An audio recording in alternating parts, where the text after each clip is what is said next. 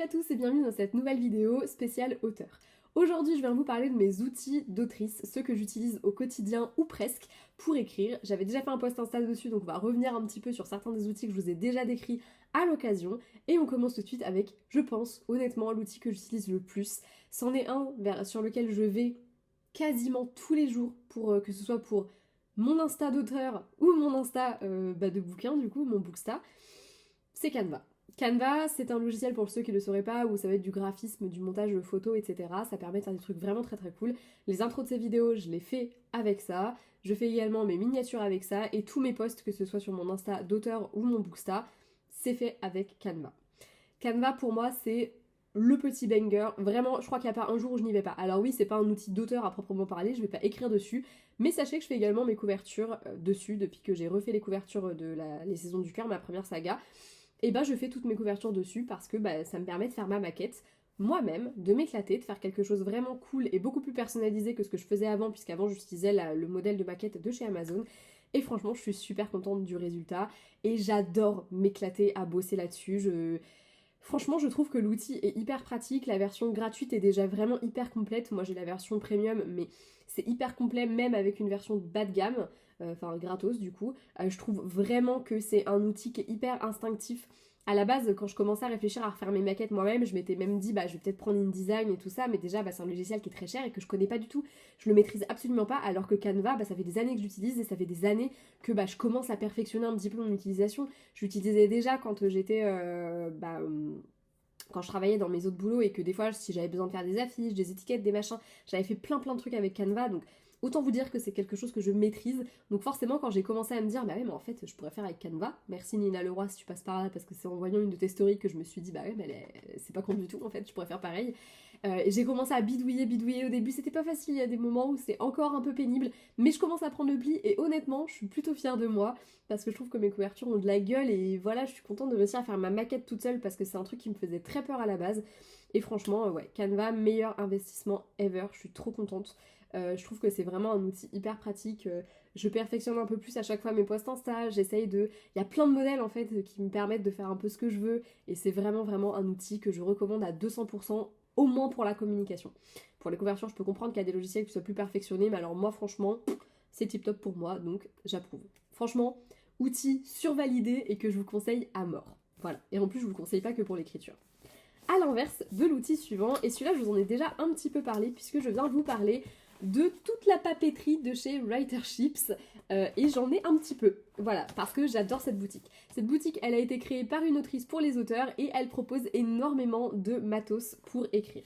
Donc moi je vous ai déjà parlé, je vais pas trop reparler dessus, des fiches personnages que je surutilise, puisque pour chacun de mes romans je fais des fiches personnages pour au moins mes personnages principaux, voire parfois quelques personnages secondaires. Je trouve qu'elles sont hyper bien faites. Bon, moi j'ai la version romance, mais ça existe en version dark romance, en version science-fiction, dystopique, post-apo. Il y a des versions un peu plus fantasy, bref ça existe dans plein de versions différentes. Moi je trouvais que celle-ci collait plus avec ce que je recherchais et je trouve qu'au niveau du design c'est super sympa, et au-delà du design je trouve que les infos, la façon dont c'est agencé, c'est vraiment hyper pratique et c'est trop bien. Mais elle ne fait pas que ça, donc je vais vous présenter un petit peu les autres choses, même si pour certains je les utilise pas forcément au quotidien. Par exemple, elle fait des... comment on appelle ça, des déroulements de chapitres, enfin des plans de chapitres, voilà. Donc moi ça je le fais, mais j'utilise pas forcément ces feuilles qui sont hyper complètes.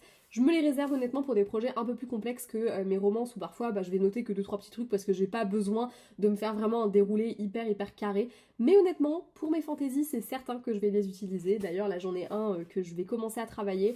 Et je sais d'avance que ce petit bloc, il va m'être très utile. Là vous voyez, j'ai choisi exactement le même modèle de romance.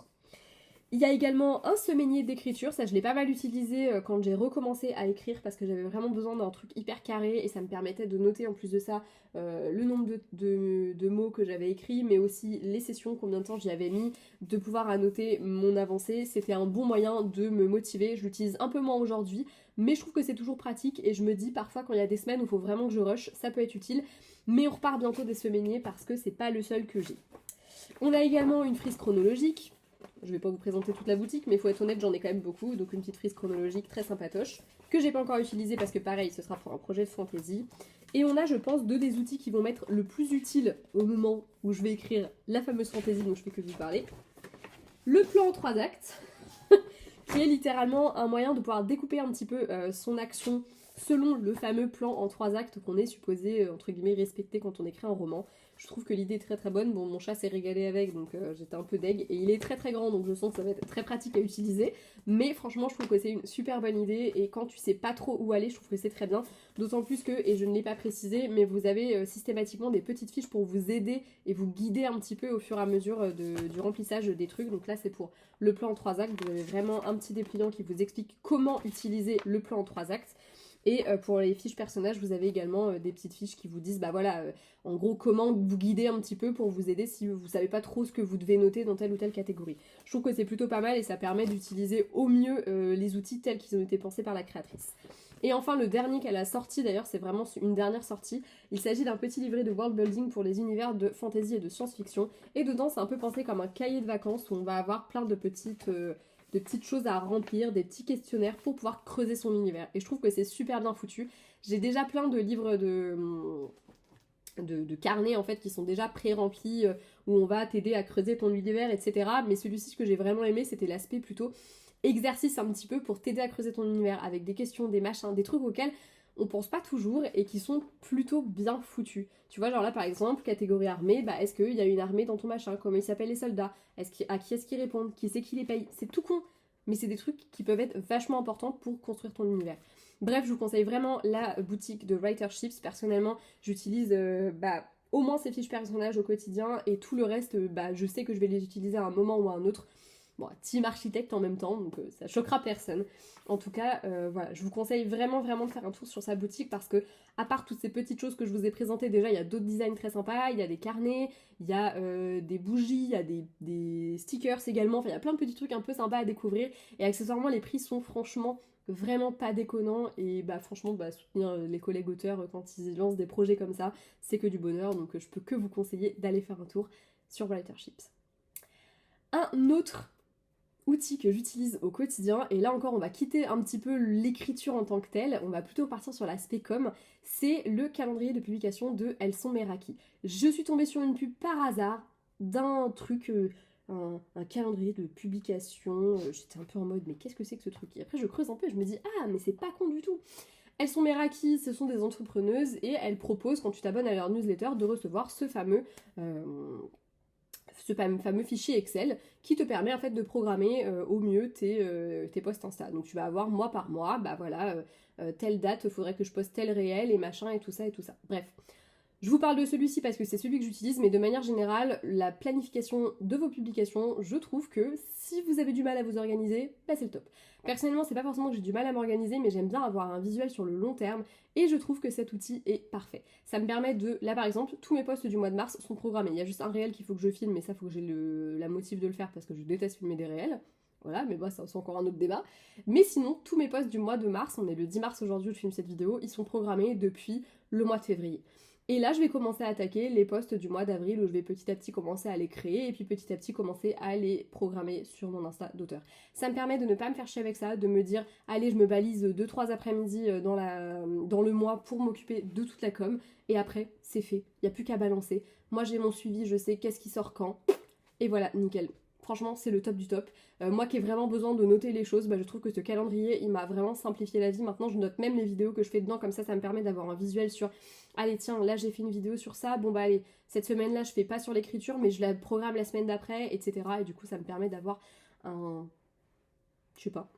visuel sur le tout. Et franchement, c'est vraiment très très cool et je suis trop contente de cet outil que j'utilise au quotidien. Et pourtant, j'aurais jamais cru avoir besoin d'un truc comme ça, mais franchement, depuis que je l'utilise, je revis. Vraiment, ça me permet vraiment de me dégager du temps et de aussi, tout simplement, de me programmer des plages où je me dis, allez, là, faut que je réfléchisse à des posts, faut que je les prépare. Et comme ça, après, ça part en programmation et voilà, c'est fait. Et c'est vraiment très très cool. Elles sont Meraki. Je vous mets le lien dans la barre d'infos. Autre outil que j'utilise plus ou moins, j'avoue celui-là je l'utilise pas au quotidien, mais je trouve plutôt bien fait, c'est un carnet d'auteur de chez Rose Romance. Rose Romance, j'y serai, c'est un salon du livre de la romance qui a lieu à Toulouse le 19 et 20 avril. Je dédicacerai là-bas, donc n'hésitez pas si vous êtes de la région toulousaine à passer me faire un petit coucou, ça me ferait super plaisir de vous voir. Et du coup, pour soutenir, j'avais acheté ce carnet d'auteur sans savoir trop à quoi me tenir. Honnêtement, je savais pas du tout de quoi il allait être question. Mais par rapport à ce que j'avais vu, ça ressemblait au carnet d'auteur un peu idéal que je voulais. Dedans, vous allez retrouver des trackers d'écriture, des bilans du mois avec qu'est-ce que j'ai fait, etc., des challenges, des fiches personnages, des fiches romans, des trucs de vocabulaire, des règles d'écriture. Bref, il y a un petit peu de tout. Je trouve qu'il est hyper complet, il est très très bien foutu également.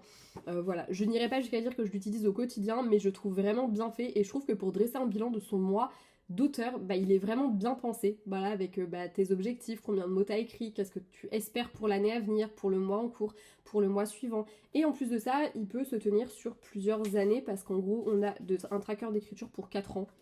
Donc je trouve que c'est plutôt pas mal, ça permet d'utiliser le même carnet au quotidien. Bon, moi vous le savez déjà puisque je vous ai présenté dans ma méthode mon carnet avec mes idées, mais en soi vous pouvez utiliser celui-ci pour faire des petites fiches, vous avez des fiches par exemple pour vos romans, je trouve que ça peut être une bonne idée. Et si vous n'êtes pas auteur architecte, je trouve qu'en plus de ça, ça peut vous permettre d'avoir un petit visuel quand même et des notes sur chacun de vos romans sans avoir besoin de trop écrire dessus. Je trouve que c'est vraiment plutôt bien pensé. En tout cas, il est très sympa, il était pas très très cher et puis je trouve ça cool de... déjà à l'époque, avant de savoir que j'étais sélectionnée, je trouvais ça cool de participer un petit peu à un événement littéraire. Mais maintenant qu'en plus de ça, je sais que je vais faire le salon, je suis d'autant plus contente de pouvoir avoir participé un petit peu à mon échelle à l'élaboration de ce salon, auquel j'ai super hâte de participer, d'autant plus que c'est mon premier de l'année. Voilà, ça va me permettre de découvrir un peu la région toulousaine. Et encore une fois, n'hésitez pas à venir me faire un petit coucou si le cœur vous en dit, ça me fera très plaisir de vous rencontrer pour l'occasion. Autre outil papier que j'utilise, et après on va terminer avec the last but not least, j'ai envie de dire. J'utilise depuis très peu de temps le semainier pour auteur de Noémie Bourgois, que je trouve très très bien foutu. Bon, je vais vous montrer une page un peu au hasard. On va avoir du coup ce petit semainier vraiment assez classique avec un emploi du temps, tout ce que tu as à noter, et surtout, à l'endroit c'est mieux. Et surtout ici, toute la partie qui nous intéresse avec, je sais pas, si t'as ton texte qui est en bêta alpha lecture, tu peux noter, voilà, là j'ai envoyé telle partie, on m'a renvoyé telle partie, la promo et la com, donc moi généralement je note, cette semaine-là j'ai tel poste de programmé, les projets en cours, ton avancée, ton objectif, je trouve que c'est génial. Et puis tu peux faire un petit bilan à la fin de la semaine et je trouve que c'est vraiment très très bien foutu. J'utilise pas systématiquement toutes les semaines parce qu'il y a des semaines où je sais que je vais pas écrire tant que ça, donc je me cale pas forcément dessus. Vous avez aussi un petit planeur annuel. Mais globalement, je trouve qu'il est vraiment bien pensé parce qu'il est vraiment pensé pour les auteurs. Et j'utilisais aussi un agenda et en fait, je me suis rendu compte que j'allais plus facilement noter les semaines où j'ai vraiment du taf et où je sais qu'il faut que je m'y tienne. Je vais plus facilement dans le semainier et je trouve que ça a plus de sens de le faire.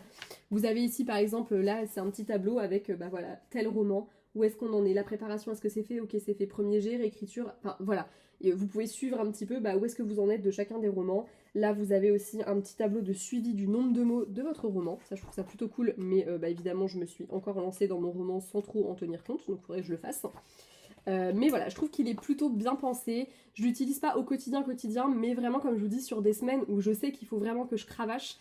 Là je vais le sortir et je vais me fixer des objectifs, allez tel jour faut que je fasse ça, faut que je fasse ça, faut que je fasse ça, faut que je fasse ça, et ça me permet d'être plus productive et de surtout visualiser ma semaine dans son ensemble et de me dire bon ok, cette semaine, qu'est-ce qu'il faut que je fasse? Et le noter en version papier, ça m'aide un peu plus que de me faire des rappels dans Google, voilà. Enfin, on arrive au plus important, l'outil avec lequel j'écris. J'ai testé plein de logiciels d'écriture. J'ai commencé, comme beaucoup je pense, sur Word. J'ai testé OpenOffice, que je détestais, entre nous soit dit. J'ai toujours trouvé ça affreux, OpenOffice, alors que ça ressemble quand même beaucoup à Word, mais je ne sais pas pourquoi j'ai jamais trop aimé. Je suis passée sur Page à partir du moment où j'ai commencé à travailler sur Mac. J'ai travaillé sur Scrivener aussi assez longtemps, et je continue de travailler pas mal sur Scrivener parce qu'ils m'aident beaucoup au niveau de la mise en page. Et puis parce que je trouve que... en fait, Scrivener, ce que j'aime particulièrement, c'est la façon dont c'est fait. C'est vraiment pensé pour les auteurs et c'est vraiment pour moi le meilleur. Et si je dois travailler sur logiciel, vraiment sur un logiciel qui est installé sur mon ordinateur où j'ai pas besoin de connexion, je vais travailler sur Scrivener, c'est lui que je vais privilégier au maximum. Page, je vais l'utiliser pour tout ce qui est relecture et correction. Généralement, je fais tout dessus parce que c'est depuis Page après que je travaille mon manuscrit une fois qu'il va partir en impression. Mais du coup, Scrivener, si je dois écrire sur un logiciel qui n'est pas en ligne, ce sera sur Scrivener. Mais si je vous dis ça, vous l'aurez peut-être compris, c'est parce que Scrivener, j'utilise plus du tout pour l'écriture, puisque désormais, j'utilise du coup, c'est pas un logiciel puisqu'il est en ligne, j'utilise un site en ligne. Pendant un moment, j'ai travaillé sur Tailors. Tailors, c'est très très bien, mais il y avait pas mal de bugs et ça me gonflait un petit peu parce que le but de Tailors, c'est que je puisse l'utiliser sur plusieurs ordinateurs. Et entre un de mes ordis qui ne voulait jamais l'ouvrir, un où une fois de temps en temps je pouvais pas ouvrir mon fichier, ça devenait un petit peu compliqué. Voilà. J'arrivais pas à résilier mon compte parce qu'en plus, soi-disant, j'étais engagée alors que j'avais pas du tout conscience de l'être. Bref, ça faisait un petit peu beaucoup. Et du coup, je suis retournée vers Ride Control. Ride Control, c'est le premier que j'ai utilisé en ligne et j'avais quitté quand ils avaient augmenté leur tarif parce que ce qu'ils proposaient pour ce tarif-là, j'en avais pas vraiment l'utilité moi de mon côté, donc un peu déçue, j'étais partie. Et j'étais allée chez Tailors du coup. Et là, c'est un peu, le tarif au final était le même. Et Ride Control, moi j'en garde un très bon souvenir. Et du coup, depuis, je suis repassée sur Ride Control et j'en suis très contente. J'irai pas cracher dans l'un ou dans l'autre, c'est juste que moi, par rapport à l'utilisation et pour avoir testé les deux, honnêtement, pour moi, les deux sont vraiment très bien. Mais c'est vrai que j'ai un peu moins de bugs avec Ride Control, donc je suis assez facilement passée dessus. Accessoirement, en plus de ça, j'ai échangé avec le créateur de Ride Control, j'ai eu le droit à 2 mois offerts de premium. Donc écoutez, je me suis dit c'est l'occasion, je vais retester, puis si vraiment je vois que ça me convient pas, je rebasculerai. Mais je trouve qu'il y a un peu plus d'outils sur Ride Control et surtout plus d'outils qui moi m'intéressent. Du coup aujourd'hui je suis rebasculée dessus. Ce site du coup en ligne vous permet du coup d'avoir votre projet et autour de ce projet pour la version premium, parce que du coup moi j'ai la version premium, vous avez un correcteur intégré et ça franchement je vais pas vous cacher que ça me permet mine de rien d'avoir beaucoup moins de corrections quand je l'envoie en correction mon texte. Il y a déjà pas mal de corrections qui sont passées au crible, c'est un peu comme quand vous le passez via Antidote, hein, c'est le même concept. C'est de l'IA qui va t'aider à corriger tes fautes, hein, c'est comme Antidote, c'est la même chose. Mais du coup, c'est vrai que ça me permet d'éliminer beaucoup de fautes, de petits trucs à la con que lui va voir directement. Et du coup, ça fait qu'il y a beaucoup moins de corrections à faire et que c'est quand même plus rapide, moins cher potentiellement sur un devis aussi. Bref, voilà. C'est quand même pas anodin et ça pèse beaucoup dans la balance. Au-delà de ça, il est plutôt bien fait, tu as des fiches personnages que tu peux faire, tu as... après, tu as plein aussi d'outils avec l'IA maintenant, c'est d'ailleurs pour ça qu'ils avaient augmenté les tarifs. Tu as par exemple, tu peux avoir la possibilité d'avoir une espèce de petite bêta lecture par l'IA, ça te propose tout simplement en gros, ça va relire ton texte et ça va analyser tes tournures de phrases, ce genre de choses. C'est pas quelque chose que j'utilise, mais j'ai déjà testé pour voir exactement ça donne quoi en fait si je fais ça. Et c'est vrai que je trouve que c'est plutôt pas déconnant. Il y a des choses que moi j'avais relevées et je me suis dit tiens, est-ce qu'il va le relever aussi? Et franchement, c'est pas déconnant du tout. Bon, moi je les utilise pas au quotidien, mais j'imagine que ça peut être hyper utile quand même pour. D'ailleurs, moi je me tâtais entre deux.